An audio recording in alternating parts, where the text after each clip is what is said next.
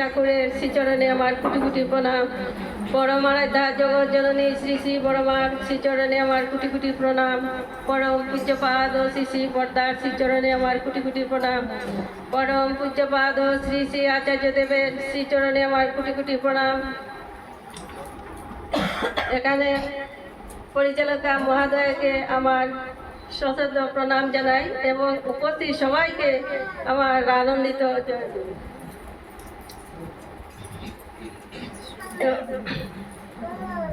দিদি আমাকে যে আদেশ করলেন ইষ্ট প্রসঙ্গ করার জন্য, আমি চেষ্টা করব কিছু প্রিয় পরমের কথা বলতে।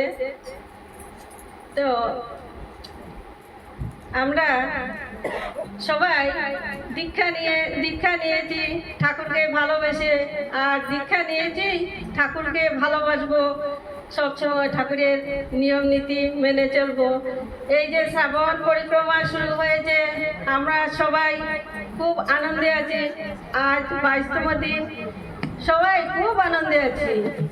এই যে বড় মাকে নিয়ে আনন্দে সবাই আসছি, আনন্দ উপভোগ করছি।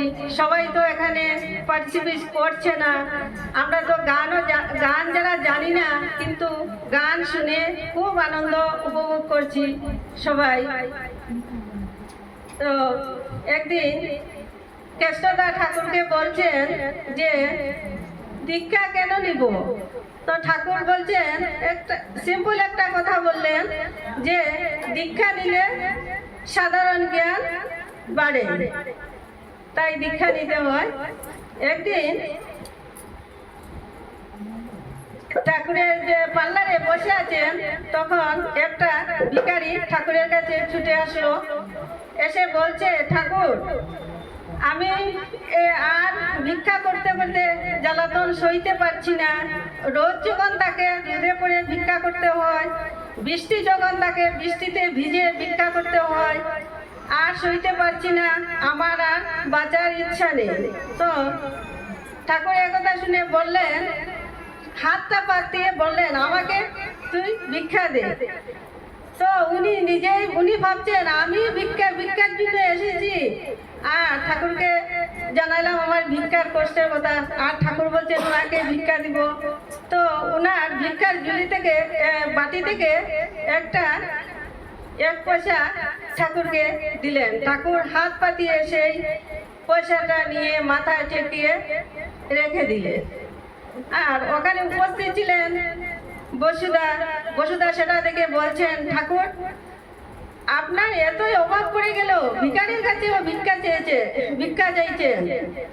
আমাকে বলতেন, আমি আপনার চরণে লাখ টাকা রেখে দিতাম। ঠাকুর কিছু আর কথা বললেন না। উনি বসুদা দৌড়ে চলে গেলেন মনমোহিনী দেবীর কাছে, গিয়ে বললেন, মা, ঠাকুরের এত পয়সার অভাব পড়ে গেল, ওই ভিখারির কাছে হাত পাচ্ছেন। তখন মনমোহিনী দেবী ও রাগে ঠাকুরকে ডাকলেন, অনুকূল এদিকে আসো তো। তুমি ঠাকুর আসলেন তো, তখন বললেন যে তুমি ভিখারির কাছে হাত পাচ্ছ কেন? তোমার কি এতই অভাব পড়ে গেল? তখন ঠাকুর বললেন, ওর এই জীবনে আরো 3 জন্ম আগের থেকেই ভিক্ষা করে আসছে, আরো আগামীতে আরো 3 বার ওকে জন্ম নিতে হতো ভিখারি হয়ে। তাই আমি এই জন্মেই তার আরো 3 জন্মের কর্মফল খণ্ডন করলাম। তো আমরা যে সকালে যে ইষ্টবিধি করি, আমাদের কর্মফল ঠাকুর নিয়ে নেন। ঠাকুর বললেন, অসীম যখন সসীম হয়ে আসেন ধরা দামে,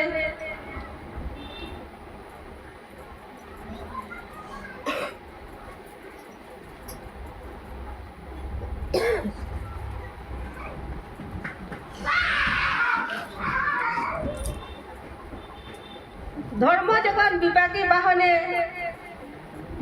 পড়ে, তখন ঈশ্বর তখন আবির্ভূত হন, পাপীর পরিত্রাণ পায়।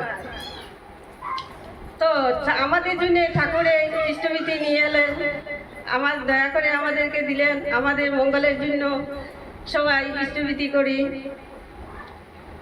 যজন যজন ইষ্টবিধি সস্যয়নী সদাচার এই পঞ্চনীতি এই একটু আগে গানের মধ্যে বললো যে পঞ্চনীতি আমাদের জীবন উদ্ধারের যেটা কাজ আর কি, এটাই করতে হয়। এই বাণীটাই ভুল বলেছিলাম। ধর্মের যখন গ্লানি হয়, ঈশ্বর তখন আবির্ভূত হন, পাপী পরিত্রাণ পায়। যখন মহাভারতের যুদ্ধ যখন দাপর যুগে শেষ হয়ে গেল, তখন তো কলির যুগ আসছে।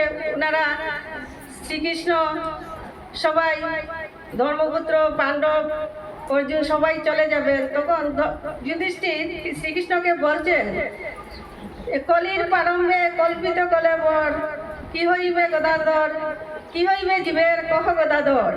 তখন তিনি বললেন যে কোনো চিন্তা নাই, কলি অর্থে পাপ, কলি তুলারাশি, আমি আবার আসছি আর ঘরে ঘরে নামের অনাল জ্বালিয়ে দিয়ে সেই পাপকে ধ্বংস করে দিব। তাই এবার ঠাকুর এই ঘরে ঘরে প্রত্যেককে নাম দিয়ে দেওয়ার চেষ্টা করেছেন বা এখনো চলছে। তাই যে কলির কালে বললেন যে কলিযুগে আমি আসছি, কলকি অবতার। তো কলকি অবতারকে আমরা সবাই দেখেছি, একটা সাদা ঘোড়ার উপরে কলকি অবতার যে তিনি, তো ওই সাদা ঘোড়াই হচ্ছে যে আমাদের ঠাকুরের ঋত্বিক দেবতাদের দিয়ে যে দীক্ষা দেওয়া। তো মানে দীক্ষা যত দ্রুতগতিতে হয়, ঘোড়ার তো গতি খুব বেশি, ওই ঘোড়ার গতির মতো যে হাজার হাজার ঋত্বিক করে দিলেন, ঘোড়ার গতির মতেই ঠাকুরের নাম সবাই পাবে তার জন্য। তো একদিন একটা ধর্মসভা শিক্ষক ও শিক্ষিকার একটা সভার আয়োজন করা হলো। তখন সেখানে প্রতিযোগিতা শিক্ষক আর শিক্ষিকা। তো জজ এসে যখন বসেছেন বলছেন ওদেরকে যে তোমরা প্রতিযোগিতায় first prize, second prize, third prize পাবে, যে বিজয়ী হবে।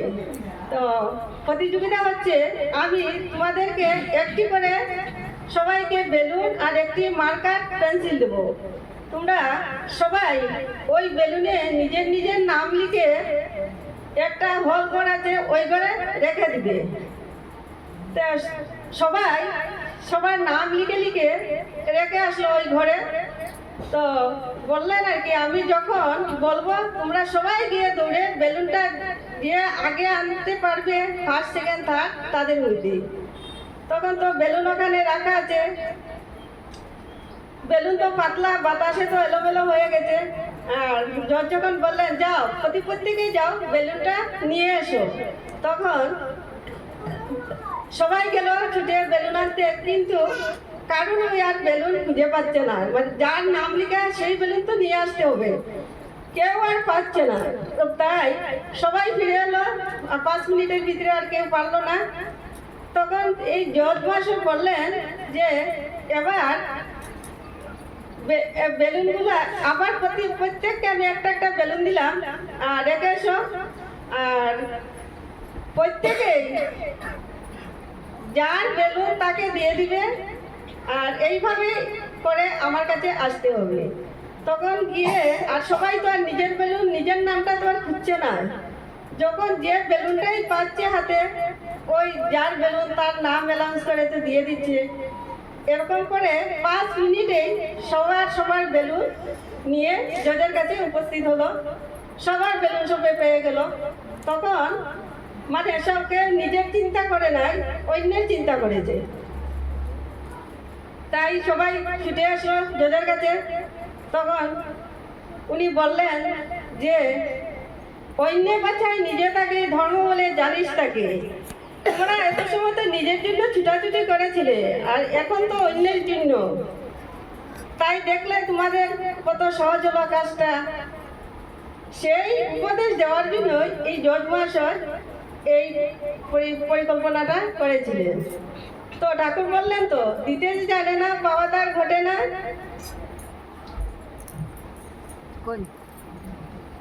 তো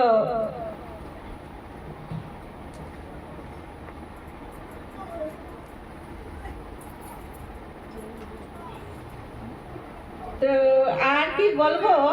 আর এই যে আমাদের শ্রাবণ পরিক্রমা দিদি এত সুন্দর করে পরিচালনা করছেন, অন্য জায়গা থেকে আমাদেরকে বলে যে এত সুন্দর পরিচালনা করছেন, শুনে সবারই ভালো লাগে এবং সবাই দেখে আমাদের এখানে যে প্রোগ্রাম। এই করে দিদি যে আজ এই মাতৃ সম্মেলনের আয়োজন করলেন, ওনার মঙ্গল কামনা করে ওনার এবং এখানে সবার মঙ্গল প্রার্থনা করে, ইষ্টময় জীবন প্রার্থনা করে আমি আমার বক্তব্য রাখলাম। সবাই যেন আমরা ঠাকুরকে মাথায় নিয়ে চলি। জয় গুরু।